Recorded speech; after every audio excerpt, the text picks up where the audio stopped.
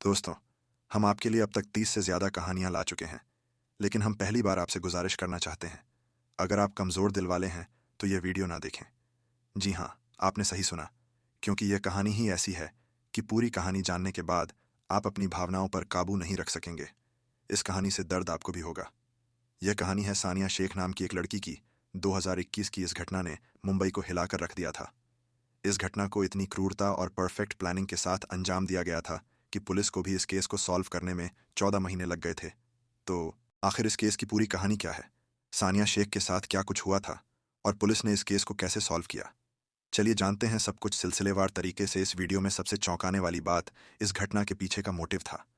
वह कैसे जानने के लिए वीडियो में अंत तक बने रहे। लेकिन आगे बढ़ने से पहले जल्दी चैनल को सब्सक्राइब कर लें दोस्तों। इस कहानी की शुरुआत होती है 26 जुलाई 2021 से। 26 जुलाई को जब कुछ लोग मुंबई के वसई के भुई गांव बीच से गुजर रहे थे, तब उनकी नज़र एक बड़े से सूटकेस पर पड़ती है। तत्काल ही सूटकेस की जानकारी वसई पुलिस स्टेशन में दी जाती है।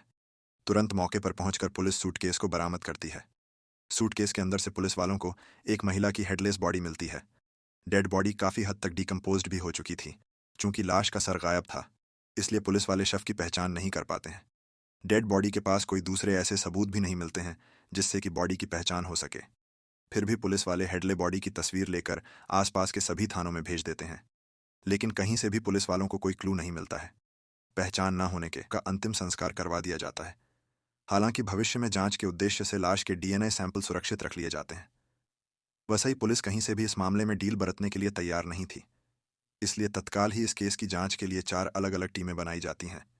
मुंबई के अलग अलग इलाकों में लगभग 200 बड़े बड़े पोस्टर लगाए जाते हैं, जिसमें सूटकेस से मिली लड़की से जुड़ी सारी जानकारियां पब्लिश की जाती हैं, ताकि किसी भी तरीके से इसकी पहचान हो सके और फिर इस लड़की के कातिल तक पहुंचा जा सके। मगर कहीं से कोई कामयाबी नहीं मिलती है। इस कोशिश में साल भर से ज़्यादा का समय बीत जाता है और पुलिस वालों के हाथ खाली रहते हैं।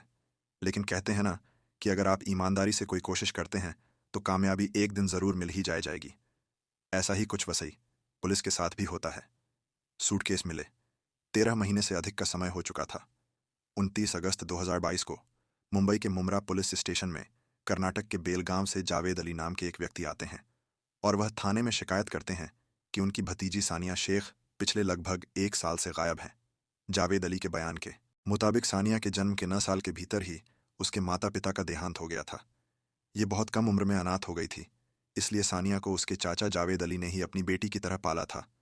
और फिर उसकी शादी बड़े ही धूमधाम से 2017 में नाला सुपारा इलाके के रश्मि रीजेंसी अपार्टमेंट में रहने वाले आसिफ शेख नाम के एक व्यक्ति से की थी। जावेद अली के मुताबिक शादी के बाद दोनों पति पत्नी पूरे परिवार के साथ 2 BH के अपार्टमेंट में एक साथ रहते थे। इस परिवार में सानिया और आसिफ के अलावा आसिफ के माता पिता और एक भाई भी रहते थे। पुलिस वालों को सानिया के अंकल जानकारी देते हैं कि उन्होंने आखिरी बार सानिया से 8 जुलाई 2021 को बात की थी। उस दिन सानिया की दादी का देहांत हुआ था। जावेद अली के मुताबिक उसके बाद उन्होंने कई बार सानिया से बात करने की कोशिश की, मगर आसिफ ने कभी भी सानिया से बात नहीं कराई। एक समय बाद आसिफ ने फ़ोन उठाना भी बंद कर दिया। जावेद अली जानकारी देते हैं कि यह लोग आसिफ की मां के मोबाइल पर भी कॉल करके बेटी से बात करने का प्रयास करते हैं, मगर वह सफल नहीं हो पाते हैं। सानिया मूल रूप से कर्नाटक के बेलगांव की रहने वाली थी। 2021 में कोरोना के प्रकोप की वजह से देश भर में ज़बरदस्त लॉकडाउन चल रहा था, इसलिए जब सानिया से बात नहीं होती है तो सानिया के परिवार वाले चिंतित होते हैं और वह मुंबई आकर सानिया से मिलने का प्लान बनाते हैं। मगर लॉकडाउन की वजह से वह कर्नाटक से मुंबई तक नहीं आ पाते हैं और इस तरह लगभग 1 साल से अधिक का समय बीत जाता है। 1 साल बाद जब सानिया के रिश्तेदार 2022 में मुंबई आकर आसिफ के नाला सुपारा वाले घर पर जाते हैं, तो उन्हें जानकारी मिलती है कि आसिफ के परिवार वालों ने अपना वह घर 2021 के अक्टूबर महीने में किसी और को बेच दिया था और वह लोग वहां से कहीं और शिफ्ट हो गए हैं। कुछ पड़ोसी से सानिया के रिश्तेदार को जानकारी मिलती है कि घर बेचने के बाद आसिफ के परिवार वालों ने उन्हें बताया था कि वह लोग अब किसी दूसरे अपार्टमेंट में रहने जा रहे हैं। इस जानकारी के आधार पर जब सानिया के रिश्तेदार उस दूसरे पते पर जाते हैं, तो जानकारी मिलती है कि वहां भी कोई नहीं रह रहा है। फिर यह लोग आसिफ से कांटेक्ट करने की कोशिश करते हैं, मगर आसिफ उनसे बात नहीं करता है। फिर किसी तरह सानिया के अंकल आसिफ की मां से कांटेक्ट करने में कामयाब हो जाते हैं और इतना पता लगा लेते हैं कि यह लोग मुमरा के किसी अपार्टमेंट में रह रहे हैं। जानकारी के आधार पर यह लोग जब मुमरा वाले एड्रेस पर जाते हैं, तो वहां उन्हें आसिफ के माता पिता घर में आने से रोक देते हैं। यहाँ उन्हें सानिया और आसिफ की 3 साल की बेटी अमायरा जरूर दिखाई देती है, मगर सानिया कहीं नजर नहीं आती हैं। सानिया के बारे में पूछने पर आसिफ और उसका परिवार बताता है कि सानिया लगभग 1 साल पहले ही अपने किसी बॉयफ्रेंड के साथ भाग गई थी। सबूत के तौर पर आसिफ सानिया के रिश्तेदारों को एक हाथों से लिखी चिट्ठी दिखाता है। आसिफ कहता है कि चिट्ठी सानिया ने लिखी है, जिसमें उसने साफ साफ लिखा है कि वह अपने बॉयफ्रेंड के साथ अपनी मर्जी से घर छोड़कर भाग रही है। आसिफ की बातों पर सानिया के रिश्तेदारों को जरा भी यकीन नहीं होता है। इसी के बाद यह मुमरा पुलिस स्टेशन में सानिया की मिसिंग रिपोर्ट दर्ज करवाने आ जाते हैं। चूंकि लड़की गायब होने से पहले तक नाला सुपारा इलाके में रहती थी, इसलिए मुमरा पुलिस सानिया के अंकल को सलाह देते हैं कि वह नाला सुपारा इलाके के ही पुलिस स्टेशन में जाकर लड़की की मिसिंग रिपोर्ट दर्ज करवाएं। वह ऐसा करते हैं। मुमरा पुलिस की मदद से एक होल पुलिस स्टेशन में सानिया शेख के गायब होने की रिपोर्ट दर्ज कर ली जाती है। एफआईआर दर्ज करने के बाद पुलिस वाले सानिया शेख के रिलेटिव को लगभग 1 साल पहले बीच से बरामद सूटकेस में मिली लाश की तस्वीर दिखाते हैं। लड़की का चेहरा नहीं था, फिर भी सानिया के रिलेटिव तस्वीर देखकर कपड़े के आधार पर उसकी पहचान सानिया शेख के तौर पर करते हैं। कुछ दूसरे रिलेटिव भी तस्वीर में दिख रही लड़की को सानी बताते हैं। सानिया की पहचान होने के बाद तत्काल ही पुलिस वाले सानिया के पति आसिफ शेख और आसिफ के माता पिता को थाने पर बुलाते हैं और उन्हें भी यह तस्वीर दिखाते हैं, मगर यह लोग उस तस्वीर में दिख रही लड़की को सानिया के तौर पर पहचानने से इनकार कर देते हैं। इतना ही नहीं, आसिफ पुलिस वालों को भी सानिया के बॉयफ्रेंड के साथ अपनी मर्जी से घर छोड़कर भाग जाने वाली कहानी सुनाता है और एक हाथों से लिखा लेटर भी पुलिस वालों को देता है। पुलिस वालों को शक जरूर होता है, मगर तत्काल ही कोई एक्शन लेने की बजाय पुलिस वाले संयम से काम लेते हैं और फिलहाल के लिए आसिफ और उसके परिवार वालों को थाने से जाने देते हैं। पिछले 13 महीनों से सूटकेस वाली लड़की से जुड़े केस को सॉल्व करने की कोशिश में जुड़े पुलिस वालों के सामने फाइनली अब एक प्राइम सस्पेक्ट आ चुका था। इसीलिए अब नए जोश के साथ पुलिस वाले इस केस की जांच आगे बढ़ाते हैं। तस्वीर में दिख रही लड़की को सानिया की परिवार वाले तो पहचान लेते हैं, मगर पति पहचानने से इनकार करता है। इसीलिए पुलिस वाले अब डीएनए जांच के जरिए उस लड़की की पहचान करने का फैसला करते हैं।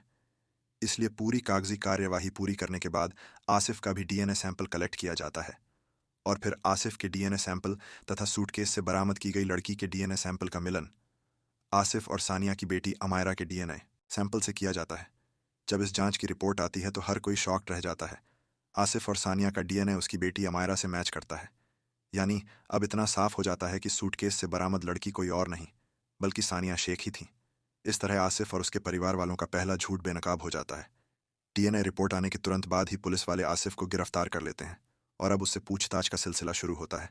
पहले तो आसिफ किसी भी तरीके से सानिया की हत्या में शामिल होने से इनकार करता रहता है और सानिया के बॉयफ्रेंड के साथ जाने वाली कहानी पर ही टिका रहता है। मगर जब कथित तौर पर सानिया द्वारा लिखी गई लेटर की हैंडराइटिंग एनालिसिस की रिपोर्ट आती है तो आसिफ का दूसरा झूठ भी पकड़ा जाता है। हैंडराइटिंग एनालिसिस से खुलासा होता है कि लेटर में जो भी बातें लिखी गई हैं, इसकी लिखावट सानिया से नहीं बल्कि आसिफ की हैंडराइटिंग से मैच कर रही है। यानी वह बॉयफ्रेंड वाली कहानी आसिफ की ही घड़ी हुई है और उसी ने यह फर्जी लेटर लिखकर लोगों को गुमराह करने का काम किया था। एक के बाद एक झूठ पकड़े जाने के बाद अब पुलिस वाले आसिफ के साथ थोड़ी कड़ाई के साथ पूछताछ करना शुरू करते हैं और आखिरकार आसिफ की सारी चालाकी पीछे छूटने लगती है और अंततः वह रूह कपा देने वाली सच्चाई से पर्दा उठाता है। खुलासे के मुताबिक 21 जुलाई 2021 को सानिया की हत्या की गई थी और यह हत्या किसी और ने नहीं बल्कि उसके पति आसिफ शेख ने ही की थी। किसी बात को लेकर आसिफ और उसकी पत्नी में थोड़ी बहुत कहासुनी होती है। इसी बीच बात बढ़ जाती है और आसिफ लगातार सानिया को मारना शुरू करता है। मारपीट के दौरान ही आसिफ सानिया के हाथ पैर को बांध देता है और फिर उसका चेहरा पानी से भरे टब में डुबा देता है। काफी देर तक वह सानिया को पानी में डुबाकर तड़पाता रहता है। जब सानिया लगभग बेहोश हो जाती है तब भी आसिफ को चैन नहीं पड़ता है और अब वह सानिया का गला घोंटना शुरू कर देता है और तब तक गले को घोंटे रखता है जब तक कि सानिया की सांस नहीं रुक जाती है। आसिफ के खुलासे के मुताबिक गला घोंटने के बाद सानिया की मौत जरूर हो जाती है। फिर भी आसिफ का गुस्सा शांत नहीं होता है और अब वह भाग कर दूसरे कमरे में जाता है और बड़ा सा चाकू उठा लाता है और उससे सानिया का गला रेतना शुरू करता है। हालांकि गला रेत के दौरान ही आसिफ बेहोश हो जाता है। आसिफ के बेहोश होने के बाद कथित तौर पर आसिफ के पिता अब कमरे में दाखिल होते हैं और वह गला रेत कर सर को धड़ से अलग कर देते हैं। इधर तब तक आसिफ एक बार फिर से होश में आ जाता है और अब वह तुरंत ही दूसरे कमरे से एक ट्रिमर ले आता है और सानिया के लंबे बाल को शेव करना शुरू कर देता है ताकि उसकी पहचान करना किसी के लिए भी मुमकिन ना हो। आसिफ कितनी परफेक्ट प्लानिंग के साथ इस हैवानियत को अंजाम दे रहा था, इसका अंदाजा आप इस बात से लगा सकते हैं कि सानिया के ऊपरी होंठ पर एक तिल था। आसिफ को लगता है कि अगर कहीं सानिया का हेड पुलिस वालों को मिला तो उसकी पहचान हो सकती है। इसलिए पहचान मिटाने की नीयत से अब एक चाकू के सहारे आसिफ उस तिल को भी सानिया के होंठ से काटकर हटा देता है। अब तक सानिया की हत्या हो चुकी थी और अब बारी थी सानिया के लाश को ठिकाने लगाने की। सबसे पहले आसिफ सानिया के सर को एक बेडशीट में लपेट है और एक बड़े से पॉलीथिन बैग में रख लेता है। फिर यह अपने भाई यासीन के साथ उस सर को लेकर घर से बाहर निकल जाता है। यासीन बाइक चलाता है और आसिफ अपनी पत्नी के सर को लेकर बाइक के पीछे बैठता है। फिर यह दोनों बाइक चलाते हुए मुंबई अहमदाबाद हाईवे पर आ जाते हैं और एक सुनसान इलाके में आकर झाड़ियों के बीच सर को फेंक कर वापस अपने फ्लैट पर आ जाते हैं। अब बारी थी पूरे शरीर को ठिकाने लगाने की। शरीर को बाइक पर ले जाना पॉसिबल नहीं था, इसलिए अब आसिफ मदद लेता है। अपने जीजा यूसुफ की यूसुफ पेशे से एक कैब ड्राइवर था जो मुमरा में रहता था। आसिफ यूसुफ को कॉल करता है और तुरंत कार लेकर आने के लिए कहता है। इधर आसिफ अपने भाई और पिता के साथ मिलकर अपनी पत्नी सानिया के शरीर को एक बड़े से ट्रॉली बैग में बंद कर देता है। फिर थोड़ी देर बाद जब यूसुफ कार लेकर आता है तो ये लोग बैग को लेकर कार में बैठ जाते हैं और इसे भुईगांव बीच पर लाकर फेंक देते हैं। 5 दिन तक बैग यूं ही पड़ा रहता है। फिर जब परिंदे और जानवर इस पर मंडराने लगते हैं तब लोगों की नज़र इस पर पड़ती है और फिर पुलिस को जानकारी दी जाती है। आसिफ द्वारा किए गए खुलासे के मुताबिक वह ट्रॉली बैग को सुनसान इलाके में फेंक कर आने के बाद वापस घर आता है और घर के अंदर अच्छे से खून की सफाई करता है। अपने खून से सने कपड़ों को भी बड़े आराम से गायब कर देता है। 21 जुलाई 2021 को भारत में बकरीद का त्योहार भी मनाया जा रहा था।